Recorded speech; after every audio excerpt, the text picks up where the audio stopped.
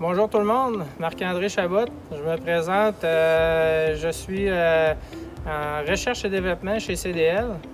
Et cette année, CDL est fier d'annoncer qu'on va avoir enfin une solution pour les fameuses pentes inverses en forêt. L'origine de ça, en fait, c'est que on avait beaucoup de problèmes, beaucoup d'appels de service concernant les fameux monteaux ou systèmes actuels qui sont installés dans les érablières. Il y avait plusieurs causes. C'était le gel, la mécanique qui ne fonctionnait pas bien. Mais au-delà de ça, ce qui était le problème le plus important à régler, c'était vraiment d'enlever les fuites lorsque le fameux monteau fonctionne. Donc, laissez-moi vous expliquer en quoi consiste ce nouveau système. En premier lieu, l'important pour avoir un bon système de pente inverse en forêt, c'est que le système, il faut qu'il soit complètement autonome. C'est pour ça que CDL a développé un système qui fonctionnait 100% avec l'énergie solaire. Donc, on peut voir qu'on a tout simplement installé un panneau solaire comme celui-ci, tout simplement sur un arbre, pour fournir l'énergie nécessaire au nouveau monteau. En deuxième lieu, pour avoir un bon système de pente inverse, la problématique, c'est le gel en forêt. C'est pourquoi que CDL a trouvé, dans le fond, une belle petite cabane qui regroupe toutes les composantes du système de pente inverse. Et la beauté de ça, c'est qu'on a le chauffage au propane à l'intérieur pour s'assurer que le système sera sans gel pendant une période de longue durée. Donc avant de vous montrer l'intérieur, je vais juste vous expliquer un peu le principe de comment on peut avoir accès à l'intérieur. La première accès qu'on a, c'est la porte qui est ici pour avoir simplement un regard à l'intérieur. Donc, on a seulement qu'à ouvrir et aller voir à l'intérieur ce qui se passe. Et si on veut faire une inspection plus complète, on a les deux poignées qui sont ici et on va venir les déclencher pour enlever le panneau complètement.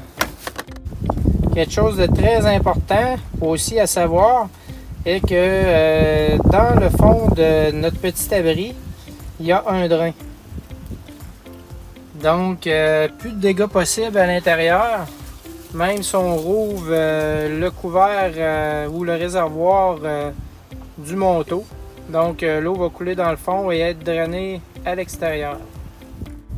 Donc, si on va à l'intérieur, on parlait du système de chauffage qui est en fait un petit pilote qui fonctionne en continu et qui tient la température tempérée à l'intérieur. Donc ici, on voit l'arrivée des tuyaux. Bien important de savoir qu'on peut être réversible.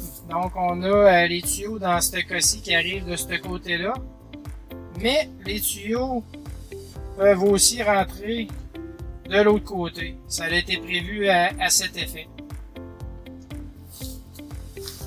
Chaque tuyau est muni d'un connecteur rapide. Ici. Et on a des connecteurs rapides aussi électriques. Le pourquoi de ça, c'est qu'on va être capable d'enlever le réservoir facilement pour faire une maintenance ou un nettoyage à la fin de l'année si quelqu'un veut enlever son réservoir de là durant la saison morte. Donc, c'est une belle flexibilité qu'on a avec ce système-là. Au niveau électrique, le système fonctionne sur le 12 volts. Donc, on peut voir à l'intérieur les batteries. Le pourquoi qu'on a mis les batteries à l'intérieur, c'est qu'on garde les batteries à une température tempérée qui est plus chaude qu'à l'extérieur. Donc, les batteries vont être beaucoup plus performantes à une température ambiante plus chaude. Et ici, on a un système qui contrôle la charge du panneau solaire.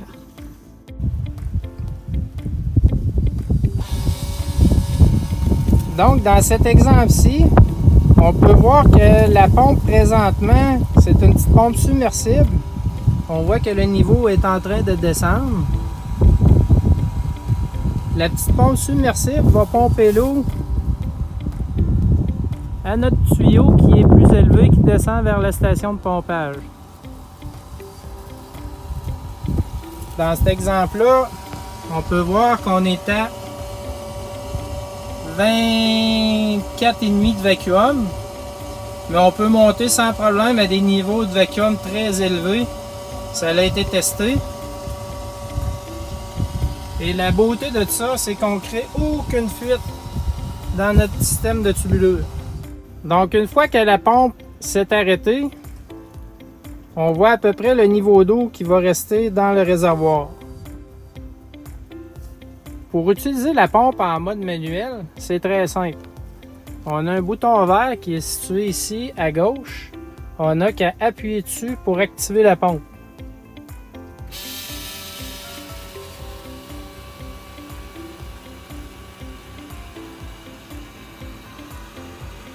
Donc si on relâche le bouton, la pompe s'arrête. Ça, c'est un anti-erreur afin d'être sûr qu'un employé ou une personne n'oublie pas la pompe en fonction marche. Donc le mode manuel, on l'utilise surtout lorsqu'on veut vider le réservoir complètement, lorsqu'on veut nettoyer l'intérieur du réservoir. Donc en résumé, on a enfin une technologie de haute performance pour les pentes inverses dans les érablières. C'est une technologie qui est en instance de brevet, une technologie qui est 100% autonome et très écologique vu qu'on utilise l'énergie solaire. Donc j'espère que vous avez apprécié ce petit vidéo explicatif de cette nouvelle technologie signée CDL.